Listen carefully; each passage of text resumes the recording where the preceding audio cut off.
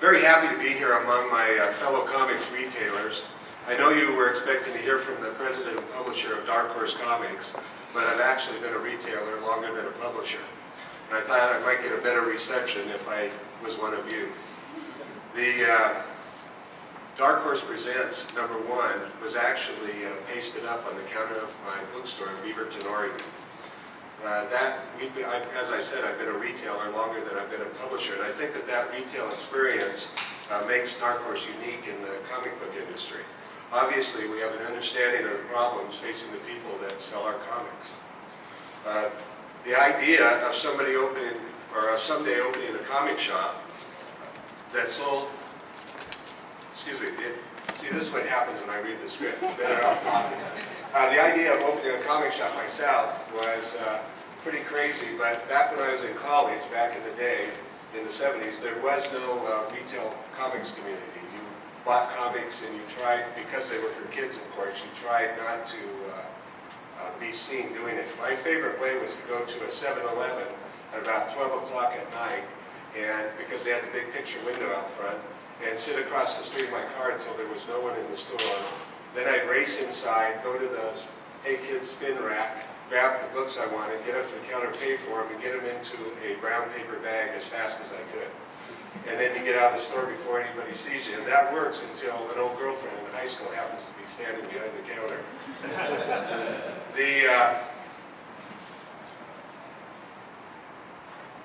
It came to me that there might be a better way to purchase comics. In 1979, I quit a great job, packed my wife up a newborn baby, moved 150 miles away, and on January 1st, 1980, actually, we started working on the store in June of 79, is what Brian was referring to. But on January 1st, 1980, Pegasus Books opened in a little 400 square foot store in Bend, Oregon, Central Oregon. It was the best move I ever made, and my friends didn't think so, however.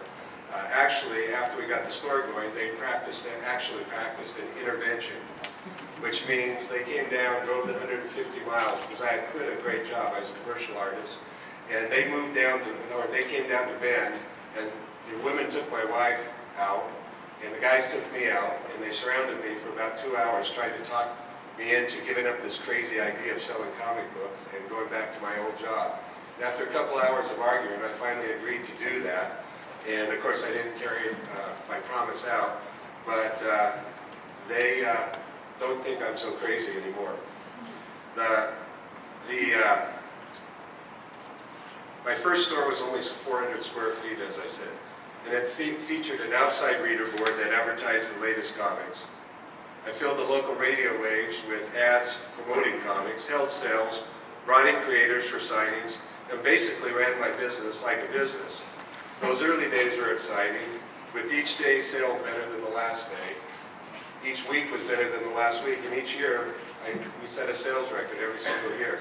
I've learned a lot since then. I mean, one of my great ideas in those days when I first opened the store was to seed the back issues with really great issues and price them almost at cover price. So I took a big stack of great comics and I put them all through the comic bins with the idea that word would get out and people would come and pass the word that you get these great bargains. But on the second day I was open, one person came in with an overstreet price guide, spent about 4 hours, and took every one of them in one day. So I didn't do that again. That was the end of my seeding experiment.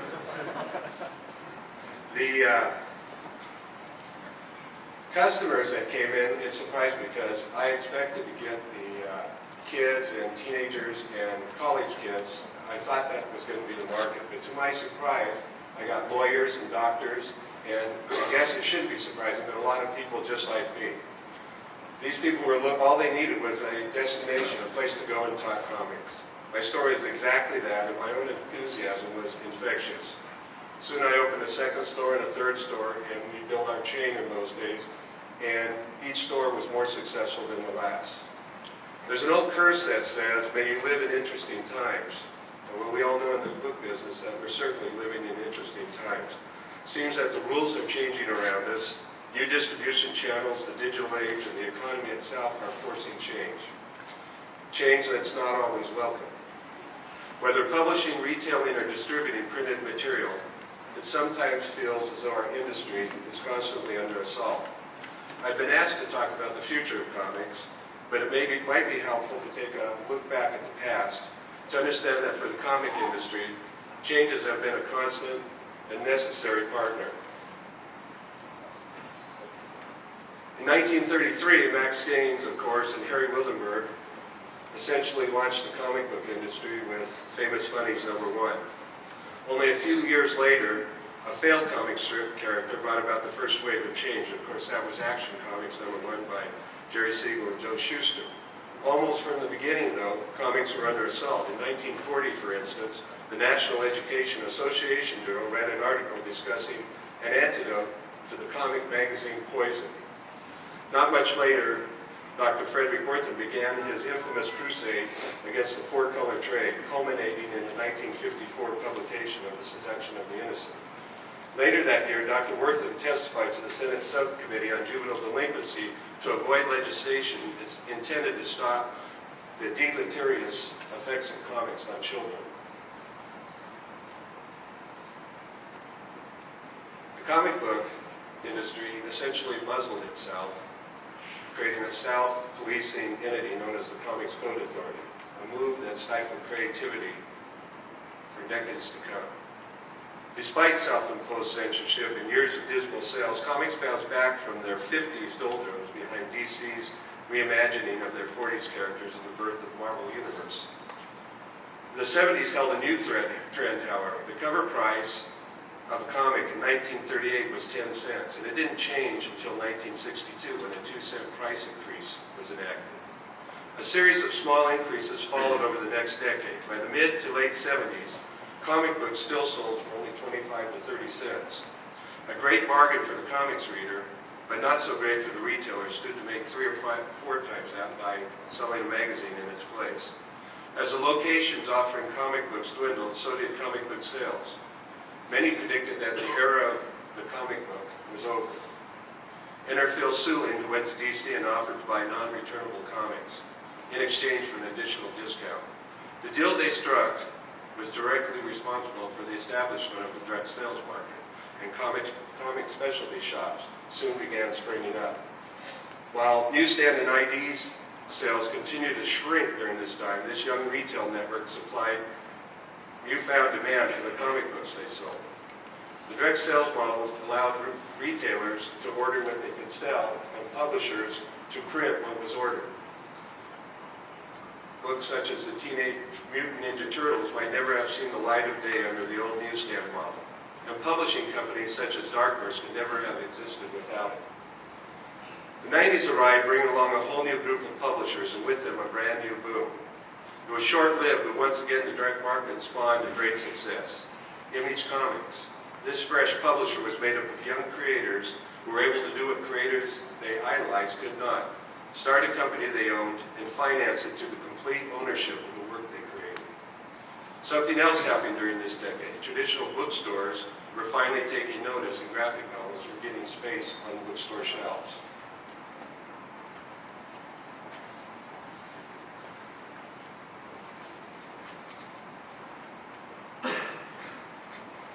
The first 10 years of the 21st century were nothing if not interesting. First, we started out with the dot-com bust, and dedicated comics distributors, once numbering close to 20, were whittled down to a single company. Hi, Bill. Mainstream book distributors bankrupted, and of course, one of the worst recessions in America's history hit in 2008. A tough decade, to be sure. But there was a bright light. Before the year 2000, the least likely comics reader might be a girl in her early teens, but the introduction of shoujo, that is Japanese comics intended for young girls, led to a huge sales spike in American bookstores. The Washington Times reports that between 2002 and 2007, the manga field grew by 350%, from sales of 60 million to 210 million. This gave proof to the notion that there really are untapped markets out there. Readers who will come if we're able to get the right product into the right hands. Now we come to digital distribution.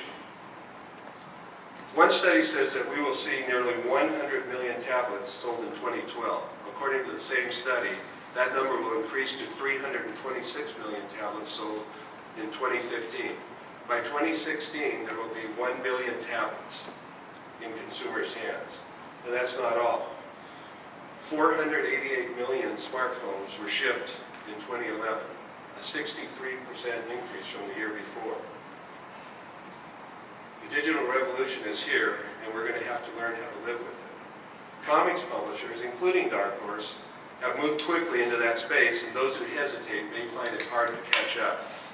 For a publisher, digital distribution offers solutions to many of the problems that face the publishing industry, including inadequate distribution, high production costs, inventory issues, and important one to us, outside censorship. As a publisher, I have to admit that the prospect of having 100% of the Dark Horse library available 24 hours a day worldwide is an exciting one. At the same time, it creates the same anxiety for me that it does for those in the retail community. Comic specialty shops are our lifeblood. Without it, there might be a Warner's, there'd certainly be a Disney, there'd even be an IDT, but there would not be a Dark Horse. The last thing I would want to do is harm that market. So what if we are able to think differently about digital distribution and use this new tool to bring customers into our market? I've seen figures that estimate that the total pool of people in the United States that regularly buy comics is no more than 1.5 million, and maybe as low as 500,000. Whatever the real number, we know that it has been shrinking for some time now. Let's consider that 1 billion, those 1 billion tablets that I just talked about. Is it realistic to guess that 1% of those 1 billion tablets, on 1% of those tablets might be used to download a comic? It seems conservative, seems doable, and that number is 10 million people. Many times the existing consumer base for comic books. If we can get just 10% of those downloaders to visit a comic shop for the first time, we've effectively doubled our market. Yes, I know we're talking about worldwide sales, and it might sound like I'm reaching. How can we find 1 million new customers for the direct market? I'd like to suggest that they're out there now, ready and willing, but for a variety of reasons: price, distribution, content, e-commerce, lack of marketing, piracy, and just plain inconvenience. They don't bother. Just to say they are out there. How do I know that? Jeff Smith's Bone has sold roughly 7 million copies in North America alone, by the way. And we're all watching the phenomenal sales continue to climb for Robert Kirkman's Walking Dead. Clearly, consumers exist in numbers far exceeding those who patronize our market. Obviously, every publisher would agree that we need to help find those people and bring them into our stores. So how do we capture them? How do we capitalize on the potential customer base that digital offers, or reach those consumers who appear willing to purchase the right content? Some ideas. Digital outreach. Some of the programs already exist. Dark Horse, for instance, has created exclusive content available only through comic shops. These programs need to be designed not only to bring new readers into your stores, but to give them incentive to purchase something while they're there. Digital distribution does not have to be an enemy, draining readers away from the retail market. Instead, it can be a powerful magnet to attract new customers. Communication. Some of you might know a meek and quiet retailer in San Francisco named Brian Hibbs. I don't get to speak to Brian as often as I like, but if we do something wrong, he often talks with me more than I want. Brian is a great barometer for the things Dark Horse does right and, of course, the things we do wrong. In a fairly recent visit to his store, I asked him about several programs that Dark Horse had offered where the response was somewhat disappointing. Brian responded that we didn't do a good job of getting the message out and that we needed to improve our communication with the retail community. And he was right. You may have noticed that our marketing department has gone through some changes. Change offers a company the opportunity to reevaluate itself, and one of our initiatives for this coming year is to improve our communication with you retailers. We want to know your thoughts, and we want you to know ours. One way to accomplish this, of course, is greater interaction with the ComicsPRO organization. I'll do one better. I have a box full of business cards with me, please ask me for one, and if you will send me an email with your thoughts about what you feel Dark Horse can be doing, I'll do my best to answer every one as soon as possible. Tie-ins with major media properties. Comic-based films offer a great opportunity to promote retail product, whether through traditional marketing, digital tie-ins, or social networking. We've also seen huge response to content from game-based properties. Media tie-ins work, bringing in new customers, something we discovered years ago with properties such as Sin City 300 and Hellboy, a fact currently being demonstrated by The Walking Dead.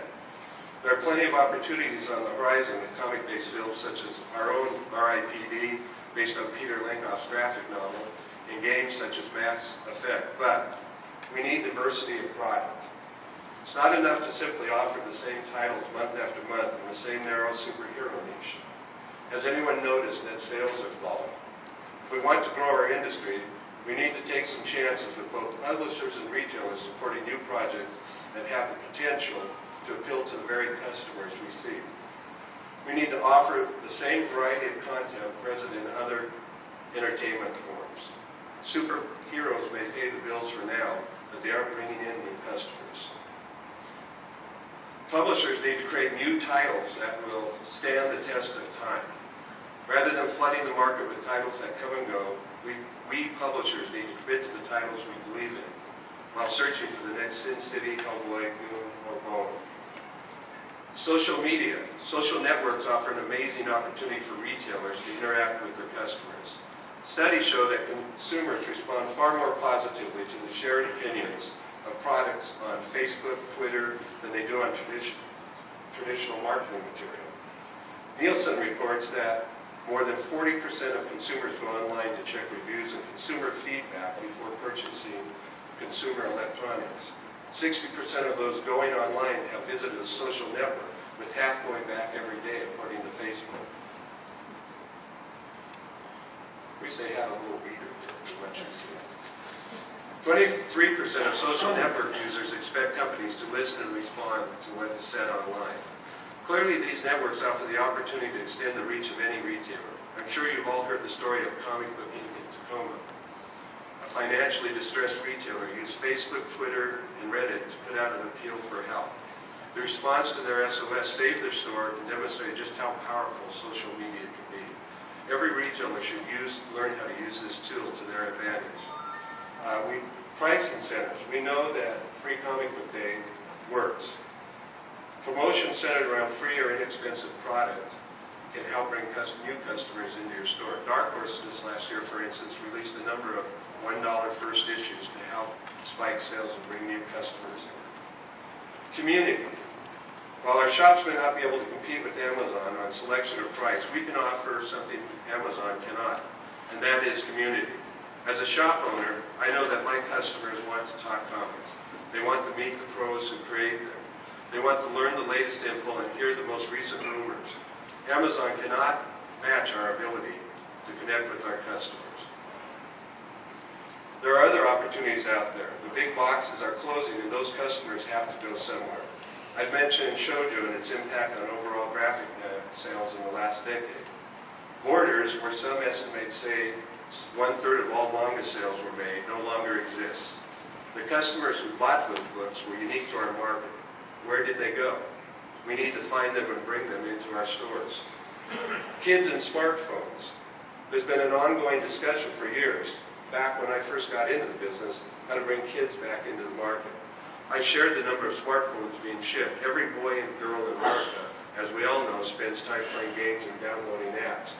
We have to find ways to reach them. This is a great tool to try and reach them, and we're trying to search for ways to make that by partnering with game companies, for instance, to try and get comics into their hands through their downloading and get them into retail stores. I've given a long speech about most of the things you're well aware of, and including a little history. For 80 years, comics have survived all the challenges thrown at them, and there have been many. But today's comics industry owes its existence wholly to the direct sales market. By that term, I mean the comic specialty retailers, and more specifically, the people sitting in this room. Not the publishers, not the distributors, but you, the retailers. After all, it was you who allowed comics to flourish when the traditional bookstores were not interested. It was you who created the conditions in which new companies and talent could take chances and be successful. And it was you who took the industry out from beneath the yoke of the censors. Yes, the direct sales market, composed of a few thousand dedicated retailers and created as a solution to a specific problem, has become the engine behind which future problems can be solved. Speaking as a publisher, it's in our own best interest to partner with you and find ways to bring new customers into your stores. As I said, without the direct sales market, Dark Horse could not exist. We want to help create events and programs using all the tools available to help you continue to build a community that will keep your store healthy and prosperous. I can sit here and tell you my ideas. I can't give you all the answers, and one of the reasons that I came here and listened to Brian is because, I didn't come here to stand up here and tell you how to fix your store. What I came here for was to come and listen to what you have to say. I'm looking forward to talking to everyone in here, and I want to hear what you say and tell us what we can do to help your store succeed, what we're doing right and what we're doing wrong. The bottom line is this. Like most of you, I moved into the comic business because I love the product. We are living in a time of change, and that change has affected the comic fans, retailers, and publishers. But we will do our best to be there and help in every way we can. Like you, I'm in this business because I love comics. I like to read them, I like to make them, and I like to sell them. And there's one other thing that I think I share with